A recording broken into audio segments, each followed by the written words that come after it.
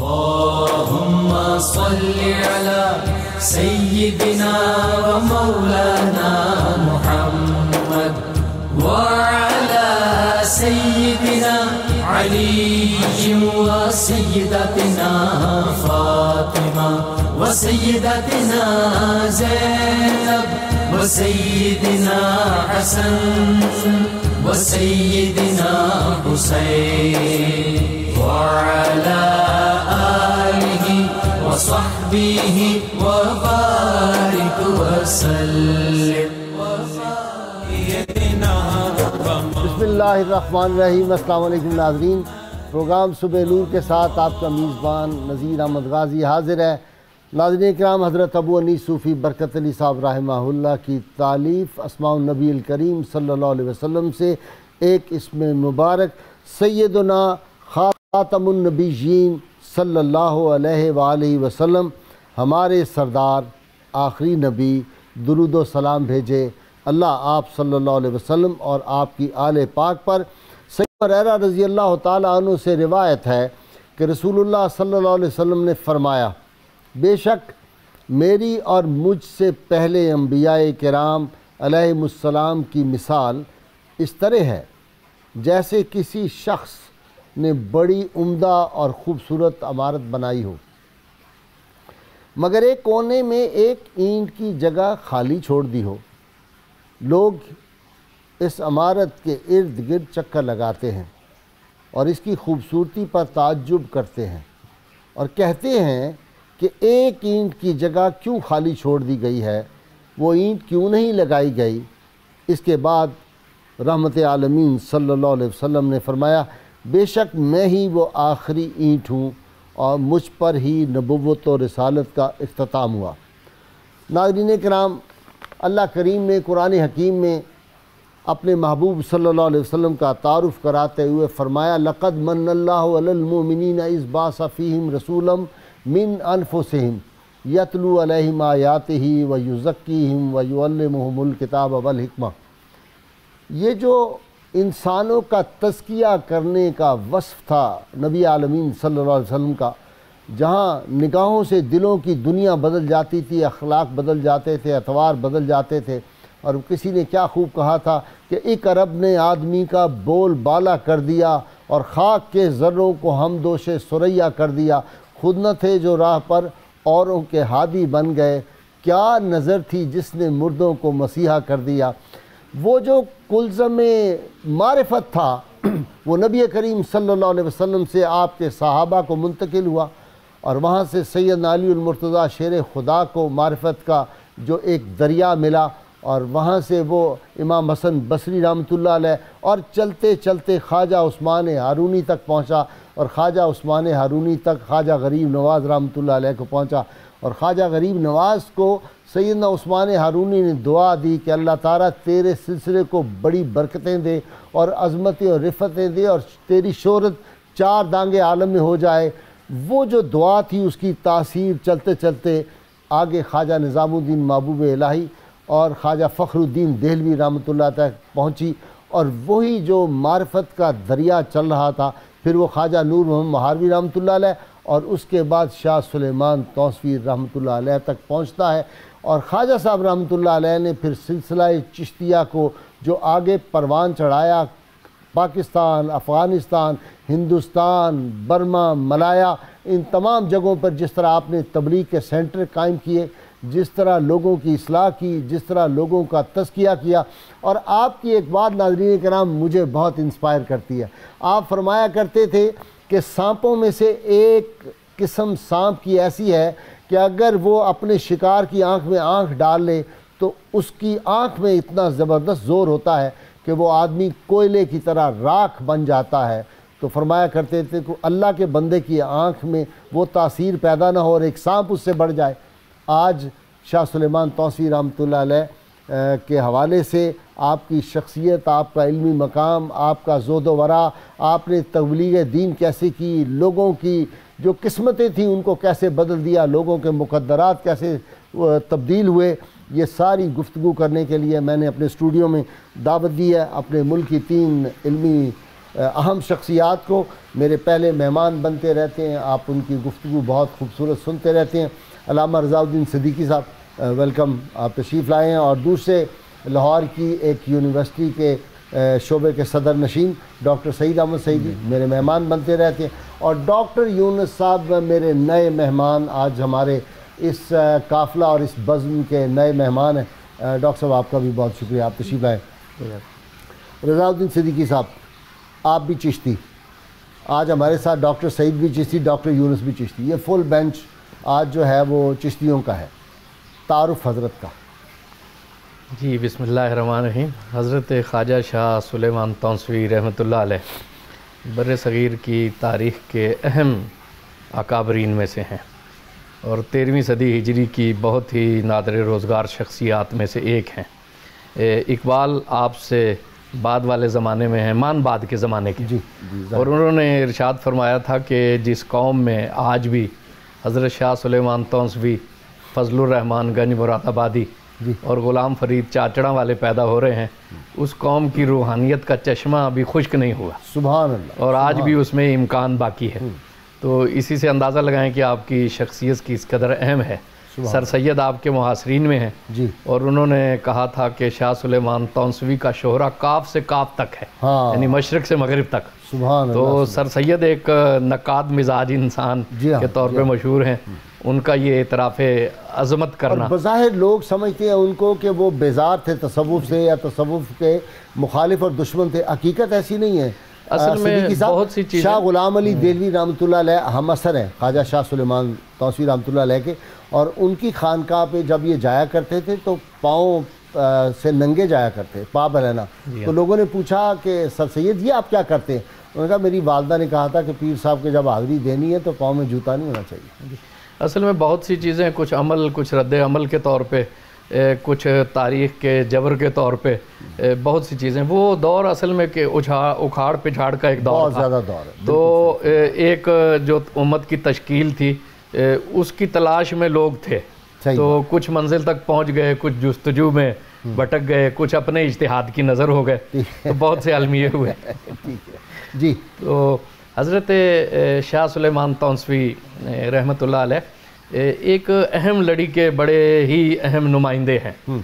آپ یہ دیکھیں کہ یہ جو سلاسل ہے نا، یہ ایک رسول اللہ صلی اللہ علیہ وسلم کا ایک جو تکوینی فیض ہے، اس کا ایک اظہار ہے، اور جس دور میں جس سلسلے کی ضرورت ہوتی ہے وہ مزاج خود بخود سامنے آ جاتا ہے۔ ہٹی نے جو کہا تھا نا کہ یہ اس امت میں جب بھی سیاسی ذوف اور ازملال آنے لگتا ہے تو اس کی روحانیت اس کو تھام لیتی ہے۔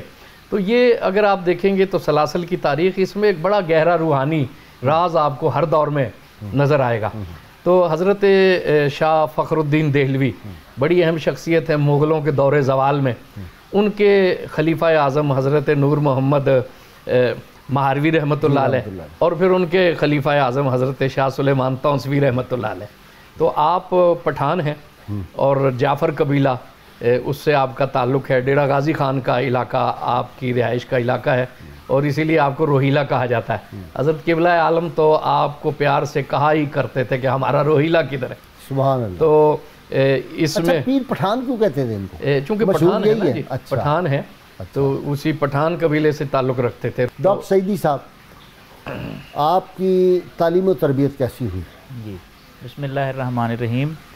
حضرت خواجہ شاہ سلیمان تونسوی رحمۃ اللہ علیہ بچپن سے ہی آپ کی والدہ نے خواب دیکھا تھا کہ ایک آفتاب اترا ہے، آہستہ آہستہ ان کی گود میں آ گیا اور پورا گھر بکائے نور بن گیا، اور سینکڑوں لوگ مبارکباد دینے کے لیے آ گئے۔ تو والدہ ماجدہ کو تو احساس ہو گیا تھا، اور اس کے بعد انہوں نے پوری ذمہ داری نبھائی، اور یہ تاریخ کا ایک دلچسپ ایک تجزیہ آپ اسے کہیں اگر کرنا چاہیں، حضرت شیخ عبدالقادر جیلانی رضی اللہ عنہ، حضرت خواجہ نظام الدین اولیاء محبوب الہی رحمۃ اللہ علیہ، بابا فرید الدین گنج شکر، ہاں جی، اور شاہ سلیمان تونسوی رحمۃ اللہ علیہ، ان کے والد ماجد بچپن میں ہی وصال کر گئے تھے، اور کیسا ایک حسن تربیت تھا والدہ کا کہ کتنی بڑی شخصیات جو ہیں وہ پیدا ہوئیں۔ حضرت شاہ محمد سلیمان تونسوی رحمۃ اللہ علیہ کہ والدہ نے جب نگرانی کی تو مختلف اساتذہ سے آپ پڑھتے رہے اور ایک جگہ پھر ٹکے نہیں ہیں. مثلا ملا یوسف جعفر کے پاس پہلے پڑھے, پھر کچھ عرصے بعد جو ہے وہ آپ ایک حاجی صاحب تھے, آپ کے قبیلہ سے تعلق رکھتے تھے, ان کے پاس گئے. پھر وہاں سے اگلا سلسلہ جو ہے ہمیں ملتا ہے میاں حسن علی کے پاس گئے. پھر حضرت تک کیسے پہنچے؟ ہاں جی, پھر میاں حسن علی کے بعد حضرت نور مہاروی تک کیسے؟ جی میں عرض کرتا ہوں, میاں حسن علی کے بعد میاں ولی محمد صاحب کے پاس گئے. پھر خواجہ محمد عاقل کے پاس وہ پہنچے چاچا کوٹ مٹھن شریف میں. اچھا یہ مختلف ہے, خواجہ محمد عاقل وہ خواجہ غلام فرید رحمۃ اللہ علیہ ان کے جد امجد ہیں. ان کے جد امجد, ان کے بڑے بھائی کا نام بھی خواجہ عاقل تھا, خواجہ ہاں جی کیا تھا, فخر تھا خواجہ فخر الدین. تو وہاں جب گئے تو وہاں حضرت خواجہ نور محمد مہاروی جو ہے وہاں پر تشریف لاتے تھے, اور ایک اپنے عزیز محمد حسین کو کہا کہ آپ کو خبر ہے کہ میں ادھر کیوں آتا ہوں؟ میرے مرشد کریم حضرت فخر جہاں دہلوی رحمۃ اللہ علیہ نے فرمایا تھا کہ تیری ڈیوٹی ہے کہ ایک شہباز کو تو نے قید کرنا ہے. تو وہاں جب ایک مرتبہ اس شریف میں موجود تھے اور زیارت ہوئی تو آپ در حقیقت امر بالمعروف و نہی عن المنکر کے بڑی جان تھی, اور یہ ایک بڑی جان یعنی تبلیغ کا انداز. اچھا حضرت یہ فرمائیں, انہوں نے لوگوں کی کیسے تعلیم, لوگوں کی تعلیم و تربیت کیسی کی حضرت نے؟ جب تمام علوم حاصل کر لیے تو پھر مخلوق کی, اپنے شاگردوں کی, متوسلین کی کیسے؟ جی بسم اللہ الرحمن الرحیم. سب سے پہلے تو میں آپ کا بہت شکر گزار ہوں کہ آپ نے مجھے اس عظیم ہستی کے حوالہ سے کچھ عرض کرنے کا موقع دیا. جی تو آپ کو دم دیکھتے ہیں کہ 16 سال کی عمر میں جب آپ نے بیعت کی تو اس کے بعد 6 سالہ دور آپ کو تربیت پانے کا اپنے مرشد کے پاس ملا ہے. ٹھیک. اور وہ 6 سالہ صرف بظاہر تو 6 سال میں آپ نے تربیت پائی ہے, لیکن اگر آپ کا قول دیکھا جائے اور آپ جو فرماتے ہیں تو اس سے پتہ چلتا ہے کہ آپ فرماتے ہیں کہ میں اس کے بعد بھی روحانی طور پر آپ سے تربیت پاتا رہا. سبحان اللہ. اور وہ تربیت آپ نے جیسے اپنے مرشد سے لی تو ساتھ ہی حکم ملا 22 سال کی عمر میں کہ جائیں آپ توسا میں چلے جائیں اور وہاں جا کر کام کریں. تو عرض کیا حضرت میں تو آپ کے بغیر نہیں رہ سکتا, کیونکہ مرشد سے بہت پیار تھا. اچھا. رونے لگ گئے, یہاں تک کہ آپ کے جو آنکھوں میں آنسو جاری ہو گئے. فرمایا نہیں, دین کا کام کرنا ہے, میرا پیغام لوگوں تک پہنچانا ہے. تو پھر آپ اپنے مرشد کے حکم پر توسا شریف پہنچے اور وہاں باقاعدہ آپ نے ایک ادارے کا قیام فرمایا. اچھا. اور دینی ادارہ وہاں پر آپ نے قائم فرمایا. اس کے اندر 2000 تک کا طلباء کا ذکر آتا ہے کہ آپ کے پاس وہاں پر پڑھتے تھے, اور تقریباً 50 علماء کرام اساتذہ وہاں پر وہ تدریسی خدمات سر انجام دے رہے تھے. تو کہ باقاعدہ منظم طریقے سے آپ نے یہ آغاز فرمایا تعلیم و تربیت کا, اور اسی طرح پبلک بھی آ رہی تھی اور وہاں پر طلباء بھی آپ سے استفادہ کر رہے تھے. اور یہ بڑی قابل ذکر بات ہے کہ آپ نے وہ جتنا وہ کام ہو رہا تھا اس کی کفالت خود فرما رہے تھے.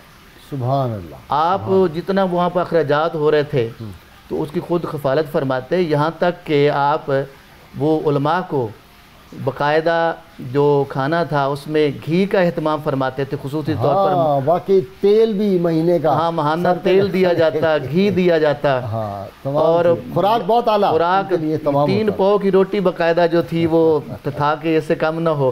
صحیح. تو اسی طرح 6 ماہ بعد لباس, پھر ان کے لیے جوتے کا ارینج کیا جاتا. تو یہ ایک بہت جو ہے نا نمایاں چیز ہے کہ آپ نے لوگوں کو ایک پیغام دیا ہے کہ کام کیسے کرنا ہے. پھر وہاں طلباء کو بھی آپ وہ ہر طرح سے جو ہے نا آپ سہولیات دے رہے, اور طلباء کو بھی, اور جو اساتذہ تھے. اچھا جی, ایک بات کی بڑی آپ نے خاص زور دیتے تھے, وہ ہے صحبت, کہ نیکوں کی صحبت, پاک لوگوں کی صحبت اختیار کرو. یہ کیا بات ہوئی صدیقی صاحب؟ صحبت تو ایک بڑی لازمی چیز ہے, اس کے اثرات ہوتے ہیں, حدیث پاک میں بھی ہے. اخلاقی قدریں زوال پذیر ہو رہی تھیں, انگریز قدم جما رہے تھے, مغل ٹوٹ رہے تھے, سکھوں کا غلبہ تھا, تو ایک اخلاقی قدریں بہت زوال پذیر ہو رہی تھیں.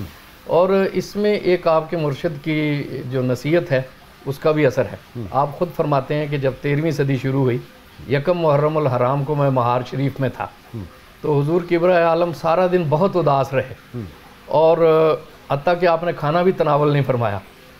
آپ نے فرمایا کہ اس صدی میں بہت سے نئے نئے فتنے ظہور پذیر ہوں گے اور نئے نئے فرقے جنم لیں گے, اور وہی شخص بچا رہے گا کہ جو اپنے مشائخ کی صحبت اختیار کرے گا اور نبی کریم صلی اللہ علیہ وسلم پر کثرت سے درود و سلام کو اپنا معمول بنائے گا. سبحان اللہ. یہ حضرت قبلہ عالم مہاروی کی نظر دیکھ رہی تھی. اور آپ دیکھیے اس صدی میں آپ کے مطالعے سے تو بہت سی چیزیں، ہر چیز گزری ہے تقریباً اس صدی کی تاریخ کے حوالے سے. یہ 13ویں صدی میں ایک درویش نے پہلے دن آپ فرماتے ہیں یکم محرم الحرام کو قبلہ عالم نے اس دن کھانا نہیں تناول فرمایا اور بہت اداس تھے. تو شیخ نے یہ تریاق بتایا تھا کہ اس کی تلقین کرنا کہ نیکوں کی صحبت میں پہ بہت زور دینا. اور یہ دیکھیں کہ صحبت کے ایک نفسیاتی اثرات ہوتے ہیں. یہ ہمارے شیخ ارشاد فرماتے تھے کہ درویش کا ہاتھ وقت کی نبض پر ہوتا ہے. اگر حضرت شاہ سلیمان تونسوی رحمۃ اللہ علیہ کے کام کی معنویت کا جائزہ لیں تو انہوں نے آنے والے فتنوں کا بڑا ادراک کیا اور ہمہ پہلو کام کیا. تو وہ اس سلسلے میں ایک بڑا زور دیتے تھے کہ یہ جو روایات ہیں نا ان پہ شک کا اظہار ہوگا. صدیقی صاحب، عشق کا بڑا لفظ استعمال ہوتا ہے چشتیوں میں کہ چشتی عشاق ہوتے ہیں، یہ کیا ہے؟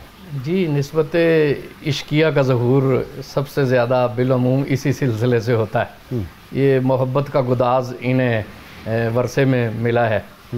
اور جیسے آپ کی علمی خدمات کا ذکر ہوا، اصلاحی خدمات کا ذکر ہوا، تو اس سے یہ نہ تاثر ہو کہ کوئی آپ زاہد خشک تھے، بلکہ آپ کی طبیعت میں تو عشق کی وارفتگی بچپن سے گندی ہوئی تھی.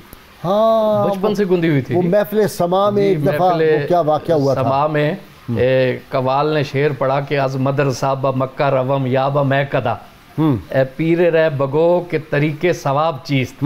تو آپ پہ ایسا وجہ طاری ہوا کہ میں نے اب علم کی تحصیل کر لی ہے، اب اس کے بعد میں عبادت ظاہری کے لیے مکہ جاؤں یا محکدے میں شیخ کی طرف رجوع کروں.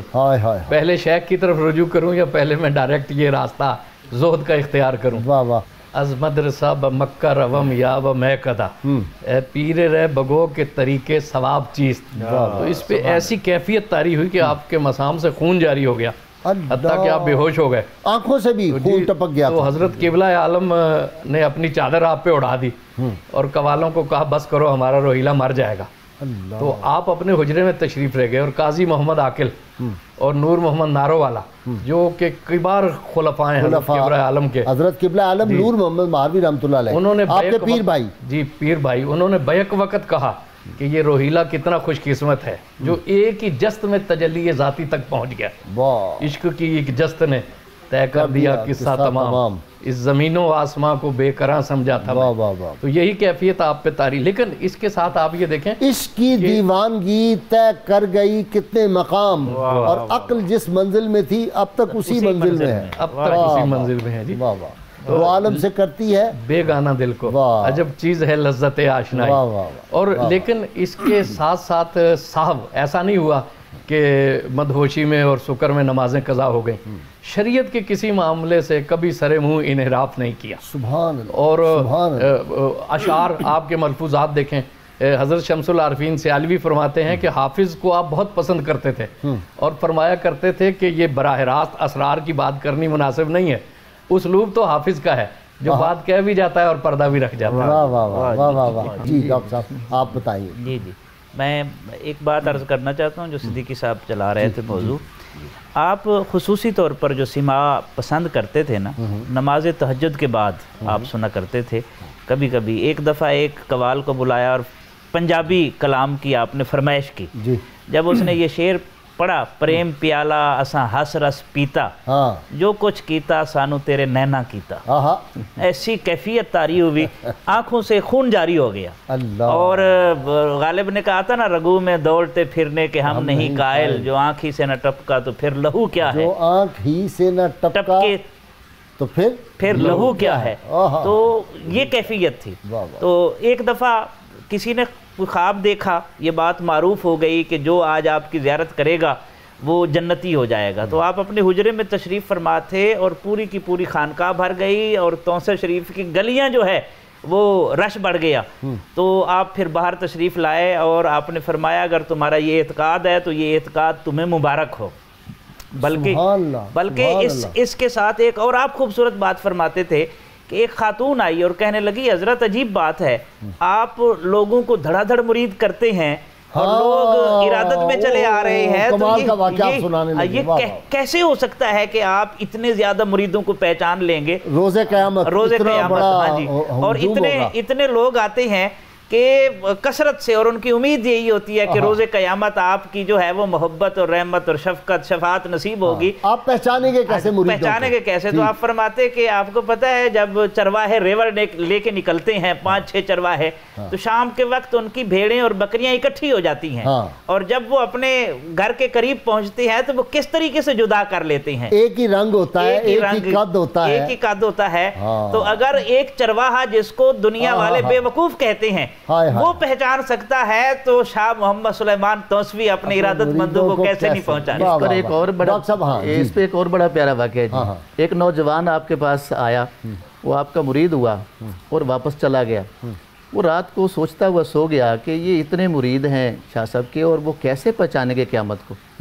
اسی وہ سوچ میں سو گیا. رات خواب میں دیکھتا ہے کہ پیر صاحب تشریف لائے شاہ سلیمان توسوی، اور اس کے سرہانے کی طرف کھڑے ہو کے کہتے ہیں کہ جو آپ سوچ رہے ہیں پریشان نہ ہو، قیامت کو بھی پہچان ہو جائے گی، اور تمہارا یہ دانت دکھتا ہے ہلتا ہے وہ بھی ٹھیک ہو جائے گا، اور جو تمہاری چاہت ہے وہ بھی پوری ہو جائے گی. صبح ہوئی کہتے ہیں کہ میں حاضر ہوا، دانت دیکھا وہ ٹھیک تھا، جو رات ٹھیک نہیں تھا صبح ٹھیک تھا.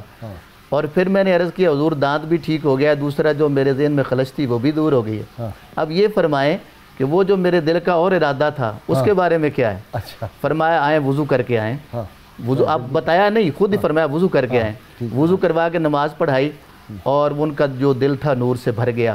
اور اس سے یہ بھی پتہ چلتا ہے کہ لوگوں کی چاہتیں کتنی پیاری تھی، کوئی دنیا کا ان کا مقصد نہیں تھا. آپ کے خلفاء آپ نے کیسی جماعت تیار کی؟ کون کون لوگ تھے؟ جی ہر ایک شخص آفتاب اور مہتاب. حضرت شمس الدین سیالوی رحمۃ اللہ علیہ ایک لے لیں تو وہ تو روحانیت کا ایک پورا نظام شمسی ہے ان کے ارد گرد. حضرت محمد علی خیر آبادی، حضرت نجم الدین اور فاضل شاہ صاحب گڑھی جو ہے یہ ٹیکسلا کے پاس بڑی وہ شخصیت ہیں. اس طرح میرا شریف ہے، جبی شریف ہے. میرا شریف بھی اٹک کے پاس ہے؟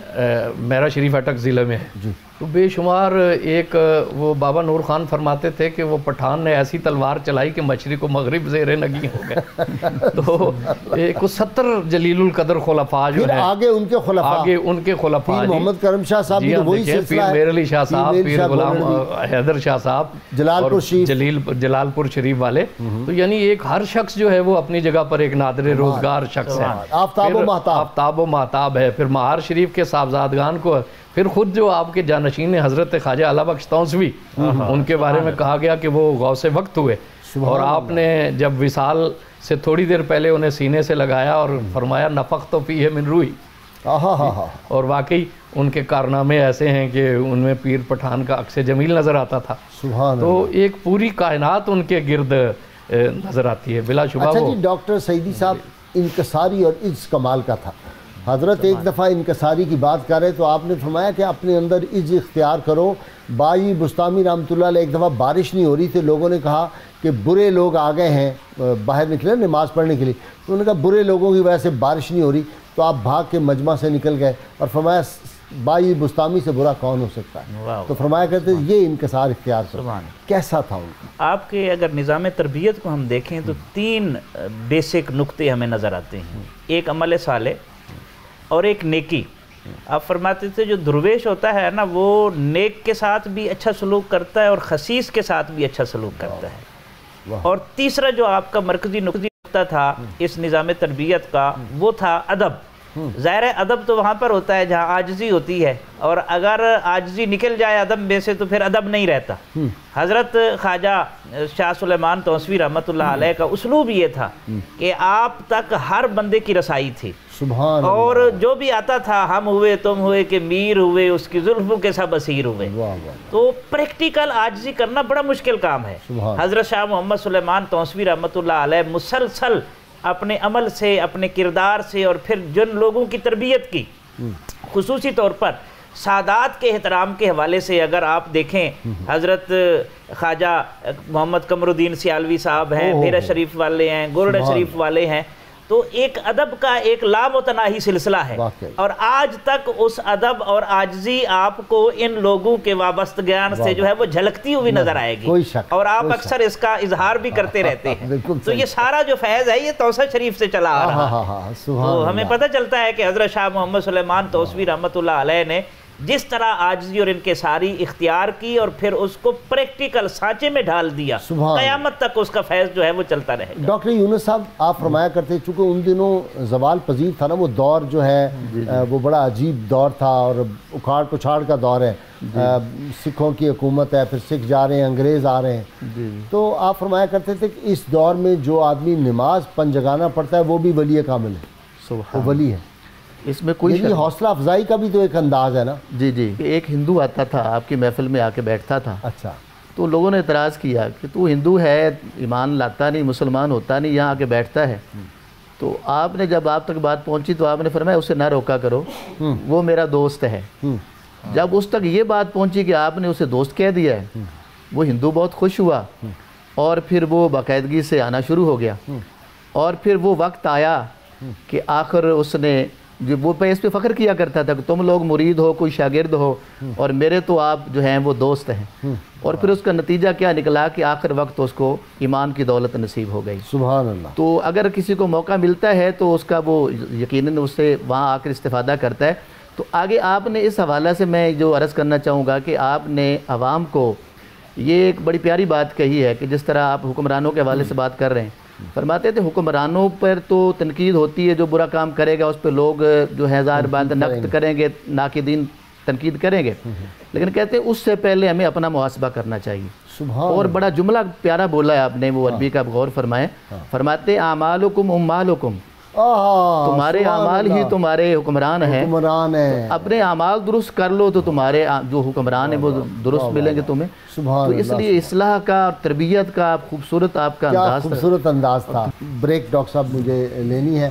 ناظرین کرام، مختصر سی بریک اور ذکر اللہ والوں کا اور اللہ کی رحمتیں اور برکتیں آپ کے گھروں پہ، آپ کے جتنے ہمارے سننے والے ناظرین ہیں ان کے گھروں پہ بھی نازل ہونی، ہمارے ساتھ رہیں۔ اللہم صلی علی سیدنا و مولانا محمد وعلی سیدنا علی و سیدتنا فاطمہ و سیدتنا زینب و سیدنا حسن و سیدنا حسین وعلى آله وصحبه وبارك وسلم اللهم صل على سيدنا ومولانا محمد وعلى سيدنا علي وسيدتنا فاطمة وسيدتنا زينب وسيدنا حسن وسيدنا حسين وعلى آله وصحبه وبارك وسلم۔ ویلکم بیک ناظرین کرام۔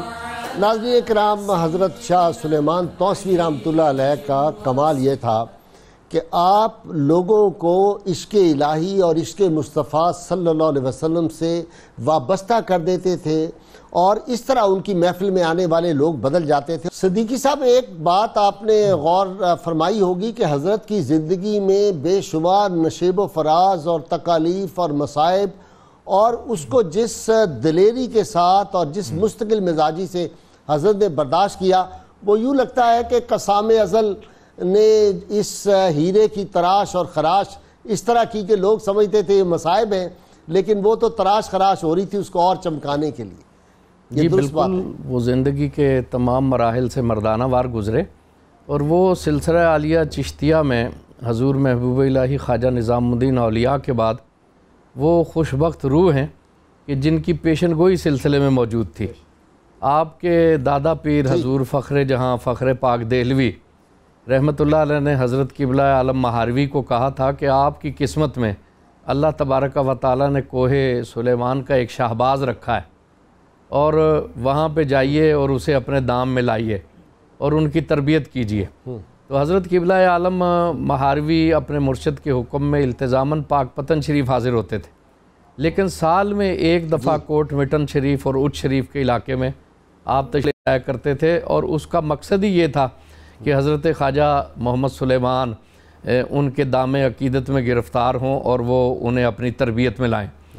اتفاق سے حضرت خواجہ سلیمان اس وقت قاضی محمد عاقل رحمۃ اللہ علیہ کے پاس پڑھ رہے تھے، تو ان کی طبیعت میں چونکہ پٹھان ہیں تو یہ غلبہ تھا کہ جو ظاہر شریعت کے احکامات ہیں ان کو بھی سختی سے نافذ کیا جائے۔ اس وقت ان کی تحقیق کے مطابق جو محفل سماع ہے اس کا جواز نہیں تھا، تو انہوں نے سنا کہ ایک درویش التزاماً تشریف لاتے ہیں اچ شریف میں، کوٹ مٹن شریف میں، اور سماع کا ایک بڑا حلقہ ہوتا ہے، تو ان کے دل میں یہ خیال آیا کہ میں ان کی خدمت میں جا کے مکالمہ کرتا ہوں اور انہیں سمجھاتا ہوں کہ آپ اس محفل سے گریز کریں۔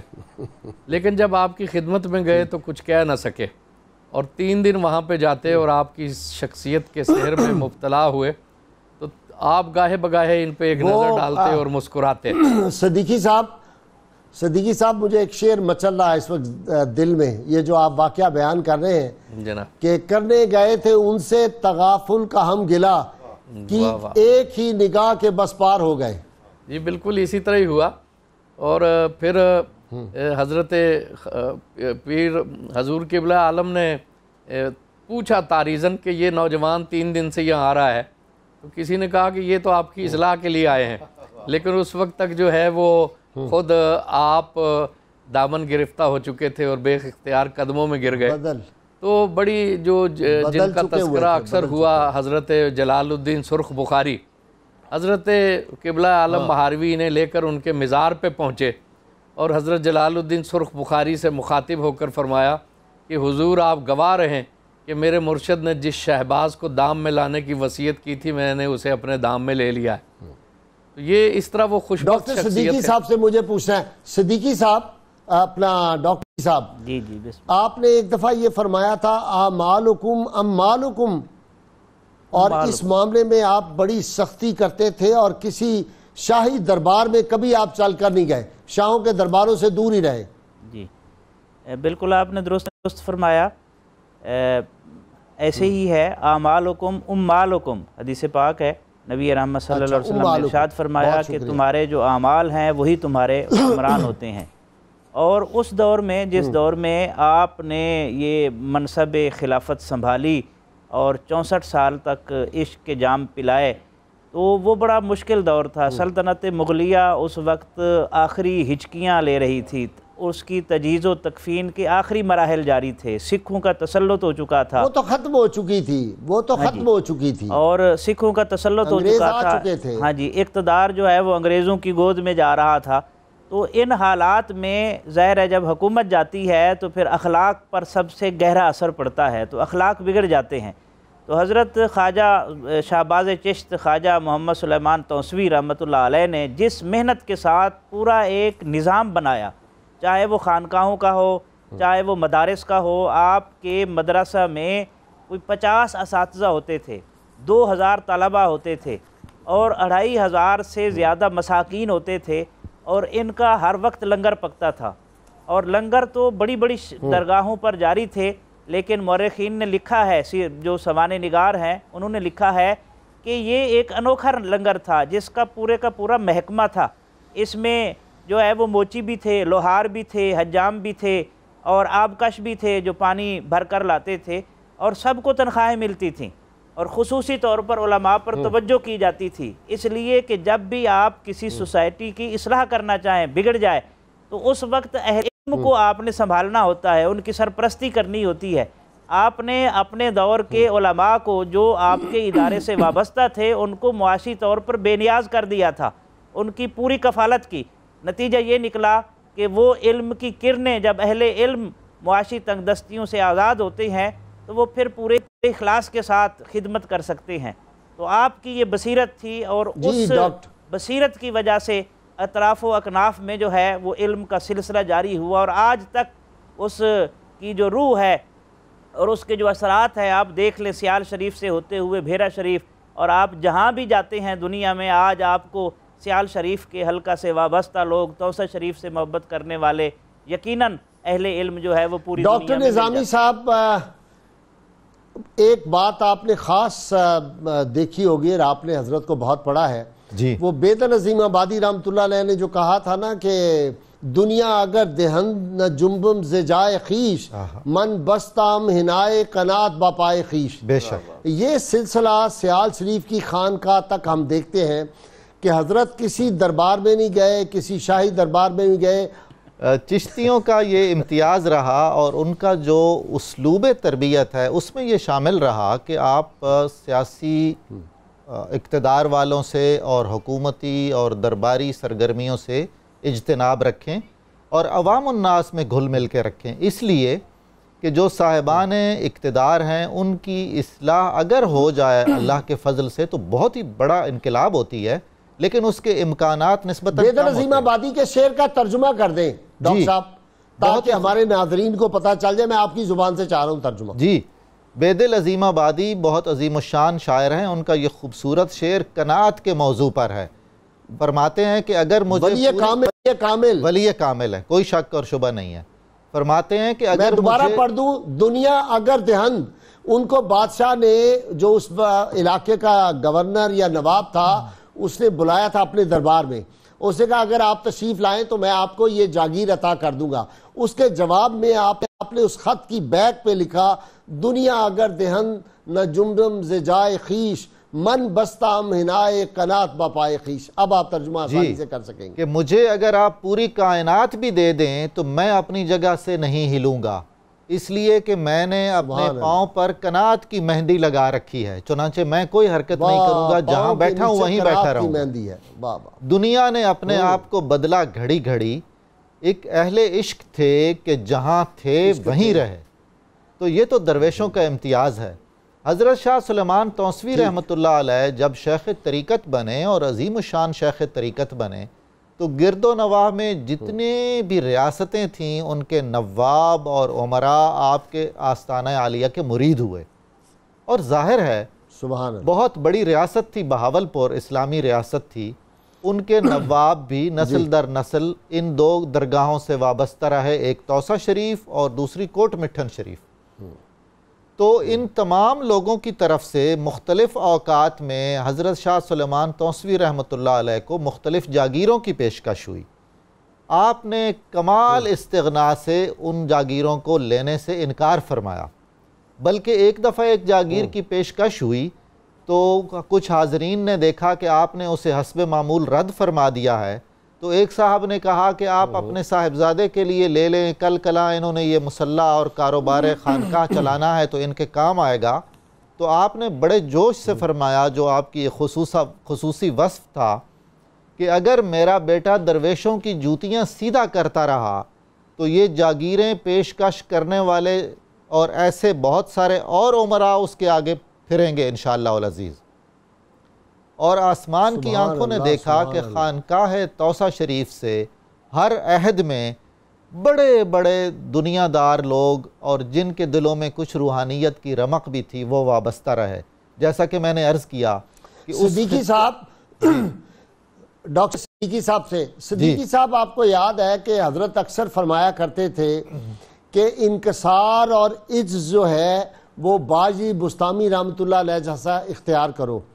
اور پھر وہ واقعہ آپ اپنے مریدوں کو اور جو حلقہ درس میں لوگ ہوتے تھے ان کو، آپ کو معلوم ہے نا کہ احیاء العلوم کا درس دیتے تھے، عوارف المعارف کا آپ درس دیا کرتے تھے خود، اور شیخ اکبر محی الدین ابن عربی کا فتوحات مکیہ کا بھی درس دیتے تھے. عملاً بھی ساری زندگی جو ہے وہ آپ بہت منکسر المزاج رہے، بلکہ آپ نے اپنے مکاشفات میں ایک بڑا دلچسپ واقعہ بیان کیا ہے، اور اس کی تائید حضرت ابو ہریرہ رضی اللہ تعالیٰ عنہ کی حدیث سے بھی ہوتی ہے کہ جب انسان کو کمال اخلاص اور روحانیت کی پاکیزگی نصیب ہو جاتی ہے تو اللہ کی طرف سے اس کے شواہد آتے ہیں. آپ فرمانے لگے کہ میں نے دیکھا، میں اپنے حجرے میں عبادت میں مشغول تھا کہ رستے کے دوسری پار ایک شخص سواری سے اترا اور بالکل ایسے رستوں سے ہوتا ہوا میرے حجرے میں آ گیا کہ مجھے محسوس ہوا کہ یہ کوئی عام شخصیت نہیں ہے. تو اس نے آ کے کہا کہ میں شیطان ہوں. تو میں نے اللہ رب العزت سے دعا کی کہ یہ شیطان میرے سامنے آ گیا ہے، اللہ رب العزت مجھے اس کے شر اور وسوسے سے محفوظ رکھے۔ تو اس نے مجھے کہا کہ تم جو دعا کر رہے ہو وہ میں بھی سن رہا ہوں، تم ان لوگوں میں سے ہو جنہیں اللہ تبارک و تعالیٰ نے میرے شر سے محفوظ کر لیا۔ اس کے بعد مکالمہ کرتا رہا تو آپ نے اسے فرمایا کہ اگر تم آج بھی حضرت آدم علیہ السلام کی قبر کو سجدہ کر لو تو اللہ تمہاری توبہ قبول کر لے گا۔ لیکن شیطان نے کہا کہ اب مجھے حیا آتی ہے کہ اس وقت تو میں نے حکم نہیں مانا اور اب میں حکم مانوں۔ تو چلنے لگا تو وہ کہنے لگا، وہ حضرت موسیٰ سے بھی ہوا تھا، جی ہاں وہ حضرت موسیٰ سے بھی ہوا، اس نے کہا میں نے زندہ کو نہیں سجدہ کیا، سامنے آدم کو، تو اب اس کی قبر کو کیسے سجدہ کروں؟ سیدی صاحب آپ نے غور کیا ہوگا کہ آپ فرمایا کرتے ہیں یہ جو عملیات ہے نا، لوگ کہتے ہیں میں جن قابو کر لوں، میں فلاں قابو کر لوں، میں لوگوں کو تسخیر کر لوں، آپ فرماتے تھے یہ روحانیت کی راہ کے، معرفت کی راہ کے ڈاکو ہیں، ان سے بچنا چاہیے ان چیزوں سے۔ بالکل ایسے بلا شبہ جو آپ نے آپ کا قول ذکر فرمایا اسی طرح ہی ہے۔ آج کل میکسیمم جو ہمارے لوگ ہیں روحانیت کا دعویٰ کرتے ہیں وہ عملیات کی وادی میں گم ہو گئے ہیں، اور جو ان کی تاثیر ہونی چاہیے تھی وہ باقی نہیں رہی۔ مجھے یاد آتا ہے کہ حضرت فضل الرحمن گنج مراد آبادی رحمۃ اللہ علیہ نے اپنے مرید جناب محمد علی سے پوچھا کیا تو نے کوئی ایسی دکان دیکھی ہے جہاں سے عشق ملتا ہو؟ تو انہوں نے کہا، پھر ساتھ ہی فرمایا کہ میں نے دیکھی ہے، ایک شاہ غلام علی رحمۃ اللہ علیہ کی خانقاہ اور دوسرا شاہ آفاق نقش بندی، جہاں سے عشق ملتا تھا۔ یقیناً انہیں تو عشق کی دولت وہاں سے ملی تھی، اور اگر اس طرف وہ آتے تو انہیں پتہ چلتا کہ ایک پیر پٹھان بھی ہے جو عشق کی خیرات جو ہے وہ تقسیم کرتا ہے۔ تو آپ کے بارے میں آتا ہے کہ آپ اپنے شیخ سے اتنی عقیدت رکھتے تھے کہ جب مہار شریف جانا ہوتا تھا کئی مرتبہ ایسے ہوا کہ آپ کے دونوں مبارک پاؤں کے 10 کے 10 جو ناخن ہیں یہ اتر گئے تھے، اور خون مبارک جاری ہوتا تھا، اور جوتے جو ہے وہ خون سے لال ہو چکے ہوتے تھے، لیکن آپ کی نظر اپنے شیخ پر ہوتی تھی۔ اگر آج بھی جس طرف آپ نے اشارہ کیا ہے کہ اپنے شیخ کے ساتھ نسبت ہو اور روحانیت کا سفر جو ہے وہ طے کیا جائے بنسبت عملیات میں گھرنے سے اور اپنے وقت کو ضائع کرنے سے، تو ظاہر ہے اس سے تو آپ چند دنیا داروں کو قابو میں لا سکتے ہیں نا، لیکن اگر آپ کی نسبت آپ کے شیخ سے ہو جائے تو پوری دنیا کی اصلاح ہو سکتی ہے، اور آپ نے عملی طور پر یہ کیا۔ ڈاکٹر نظامی صاحب کے پاس، ڈاکٹر صاحب جی وہ واقعہ ذرا سنائیں نا کہ آپ نے فرمایا کہ جی آپ کے خادم نے آ کے کہا جو منشی تھے کہ جی اس دفعہ حکیم صاحب کا بل زیادہ بن گیا ہے، یہ جو ہمارے مدرسے کے لوگ تھے یہ بیمار ہو گئے تو بل زیادہ آ گیا ہے، تو آپ نے کہا کہ ان کی زندگیوں سے زیادہ قیمتی ہے دینار اور درہم، اگر یہ سارے پیسے بھی لوٹانے پڑے تو ان کی زندگی زیادہ قیمتی ہے۔ جی ایسا ہی خدمت انسانیت بہت زیادہ فرمائیں، یہ جو واقعہ خدمت، جی یہ آپ واقعہ جو بیان فرما رہے ہیں، توسا ایک بالکل چھوٹا سا گاؤں تھا اور بالکل کٹا ہوا مرکزی رستوں سے، بمشکل ایک آدھ کوئی مسجد تھی۔ جب حضرت نے اپنا مرکز بنایا تو وہاں ایک عظیم الشان دارالعلوم بھی بنایا، اس میں اطراف و اکناف سے چھوڑ کے دیگر ممالک سے طالب علم آ کر پڑھتے تھے، اور مدرسین بھی بہت سارے ترکستان اور خراسان اور افغانستان وغیرہ کے علاقوں کے اس میں رہتے تھے۔ اور حضرت نے یہ ارشاد فرما رکھا تھا کہ اساتذہ کرام اور دین کا علم حاصل کرنے والے طالب علموں کے اخراجات کا حساب مجھے ہرگز نہ دیا جائے۔ اتنی غیر معمولی وابستگی آپ کو اپنے اس مشن سے تھی۔ تو ایک بار ایک لانگری نے یہ عرض کیا کہ حضور اس دفعہ موسم بہت سرد تھا اور سالانہ ہمارے 700 روپے خرچ ہوئے ہیں طالب علموں کی علاج پر۔ تو حضرت نے بہت ہی جوش سے اور بہت ہی ناپسندیدگی سے فرمایا کہ اگر ان طالب علموں اور اساتذہ کے علاج پر ایک مہینے میں 7,000 روپے بھی خرچ ہوں تو مجھے حساب نہ دیا جائے اور نہ مجھے بتایا جائے، اس لیے کہ دین کا علم حاصل کرنے والوں کے لیے اور پڑھنے اور پڑھانے والوں کے لیے جن کے قدموں کے نیچے رسول اللہ کے حکم کے مطابق فرشتے اپنے پر بچھاتے ہیں، ہم ان کی زندگی کے سامنے روپے پیسے کا حساب کریں گے تو ہرگز کوئی حساب نہیں ہوگا۔ آپ فقیہ بھی تھے، آپ بہت بڑے فقیہ بھی تھے۔ بے شک بے شک، کئی مجالس میں مہار شریف میں اور پاک پتن شریف میں حضرت خواجہ شاہ سلیمان تونسوی رحمۃ اللہ علیہ سے کئی مسائل پوچھے جاتے تھے۔ دراں حالے کے حضرت خواجہ نور محمد مہاروی کے اکابر خلفاء بھی وہاں موجود ہوتے تھے جو بڑے عالم اور فاضل ہوتے تھے۔ تو حضرت بے ساختہ اور فی البدی انداز میں ان مسائل جن میں سے بڑے اہم فقہی مسائل ہوتے تھے جواب دیتے تھے. بہت شکریہ ڈاکٹر صاحب آپ کا بھی، صدیقی صاحب کا، آپ سعیدی صاحب کا. ناظرین کرام، کتاب الشفاء سے نسخے کا وقت ہو گیا برائے خیر و برکت اور حفاظت. جو شخص نماز فجر کے بعد 3 بار سورہ فاتحہ اور آخری تینوں کل پڑھ کر اپنے اوپر دم کر لے، وہ سارا دن موت کے سوائے ہر طرح کی پریشانیوں اور شیطان کے شر سے اور شیطانی وسوسوں سے محفوظ رہتا ہے. شرط یہ اول و آخر 11 کوئی بھی درود پاک جو آپ کو آتا وہ آپ ضرور پڑھیں. خلیفہ اول سیدنا ابوبکر صدیق رضی اللہ تعالی عنہ ارشاد فرماتے ہیں، زندگی جتنی سادہ اور مختصر ہوگی، قیامت کے روز حساب کتاب میں اتنی ہی آسانی ہوگی. ناظرین اکرام، اللہ کریم سے دعا ہے کہ اللہ تعالی ہمیں بزرگان دین کے نقش قدم پہ چلنے کی توفیق عطا فرمائے، اور وہ عشق الہی جو شاہ سلیمان توسوی رحمۃ اللہ علیہ کی زندگی کا مرکز و محور تھا، اور عشق مصطفیٰ صلی اللہ علیہ وسلم، اللہ تعالیٰ اس کی کچھ کرنیں ہمیں بھی عطا فرمائے، اہل پاکستان کو بالخصوص.